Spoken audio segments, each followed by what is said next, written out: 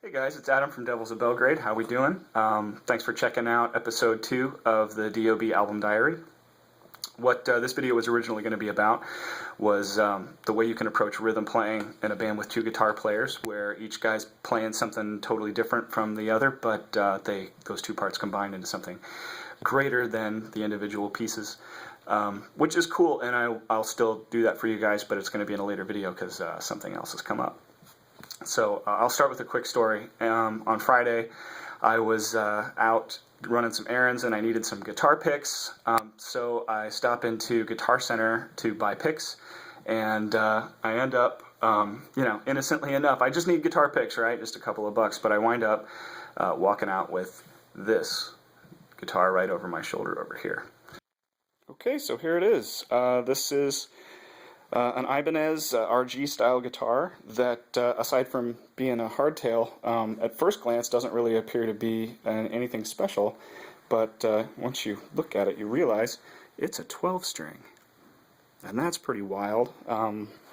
Just because I'd never seen a 12-string Ibanez RG before, and I had to play it, so I took it off the wall, played it for 5 minutes, and after playing it for 5 minutes I had to have it. So I offered the salesman everything in my PayPal account, and they bought it. So did I.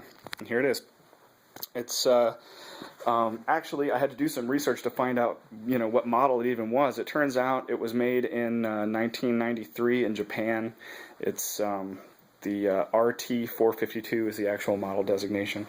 And apart from being a 12-string guitar, there's really nothing else too outrageous about it. It's got 3 pickups and a pick guard, not unlike a Ibanez RG 550, which is, I'm not really an Ibanez guy. I had to get that info from Scott, but he filled me in. So, and then a 5-way switch to switch between the pickups, a volume knob, and a tone knob. It's pretty standard configuration, although the tone knob does do this.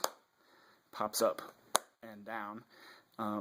I'm not sure what it's doing when it pops up and down. All I know is when it's up, the sound gets janglier. I don't think it's just making these into single coils, because it doesn't introduce any kind of 60-cycle hum that one would expect if that's what it was doing. So I don't know if it's doing some kind of phase switching, or it's changing some combination, like it's dropping this coil from the neck pickup and adding the middle coil or something. But whatever it does, it sounds pretty cool, and I just call it the jangly button. So now you might be wondering, Adam, I thought Devils of Belgrade was a metal band. Why are you so excited about a guitar you just described as sounding jangly? Jangly doesn't sound like metal to me. Well, it doesn't, but what a 12-string is good for is, I would say, in any recording project where guitars are featured, a 12-string is useful. We used one on the last record in a lot of places that, if you listen to it, you might not even know it's there, but it definitely contributes something to the mix. It adds texture and complexity in very subtle ways. But the other reason is that anything you play on a 12-string automatically sounds more important. It just does. Okay, so to illustrate my point, I've got my Les Paul here, and I'm just going to play something real basic and simple on it, real slow, and we're going to listen to what that sounds like.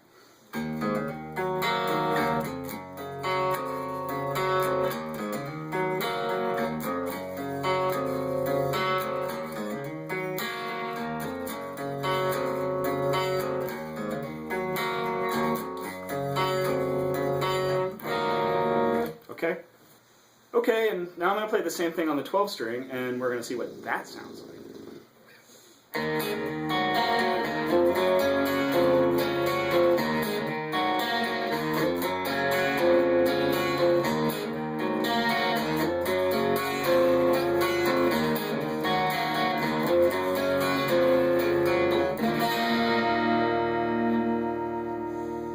So you see what I mean? So let's put my theory into practice. Here we have a song that was actually finished a couple of weeks ago. It's a song called Belly Through the Bush. It's going to be on the new album. And in the back half of this song, there's like this long kind of anthemic rock and roll part that we do. And we introduce the part, and then Scott plays a solo over it, and then I play a solo after his, and then we have like a refrain that we go out with, and the song ends after that. So the part that I'm going to replace with a 12-string track is this track right here that sounds like this.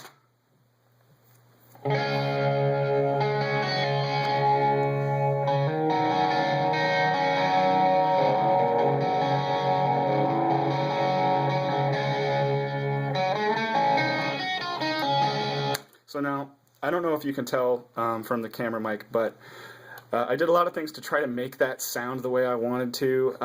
It's kind of a like rootsy, voxy kind of tone, and I've got some flange on it, and I'm just trying to make it sound interesting. Actually, it wasn't flange. I think it was a Leslie rotating speaker simulator effect that I used on that track. But anyways, it was a lot of effort that I went to just try to get it to sound right. And in just playing that part a few seconds on the 12 string, I realized that that's really how it was meant to sound, is with this new guitar. So I'm going to mute this track. Well, actually, I'm going to play it in context so you can hear the part. And then I'm going to replace it, and we'll listen to that. So just listen to what we got here.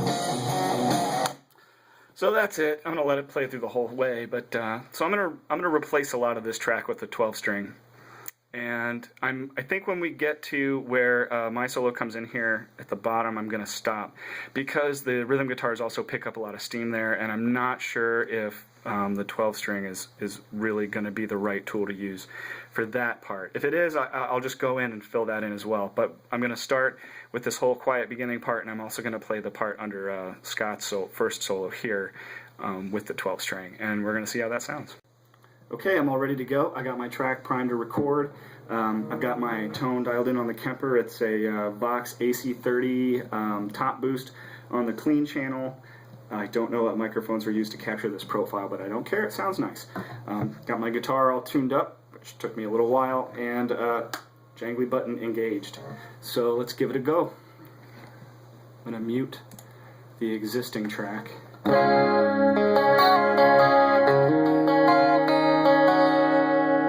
apologize for the weird guitar faces I'm going to make while I record this part. I cannot help that. It's involuntary. So look away if it bothers you.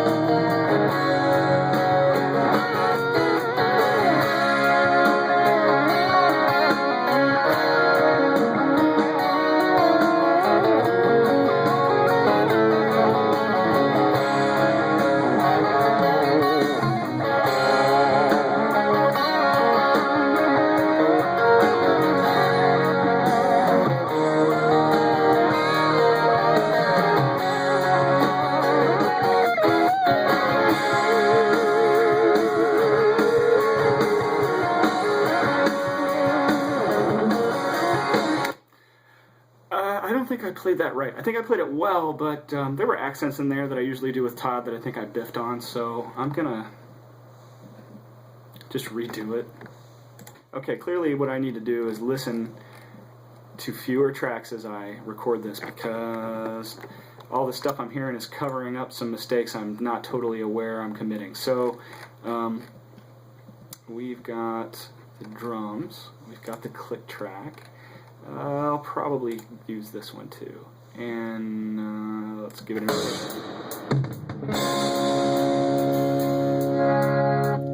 Helps to have your volume knob up. Alright, let's give this another try. This time I've got those tracks isolated, and hopefully I won't screw up. If I get this right, you're listening to me record the actual track that will go on the finished album. So let's give it a shot. Now let's give it a shot.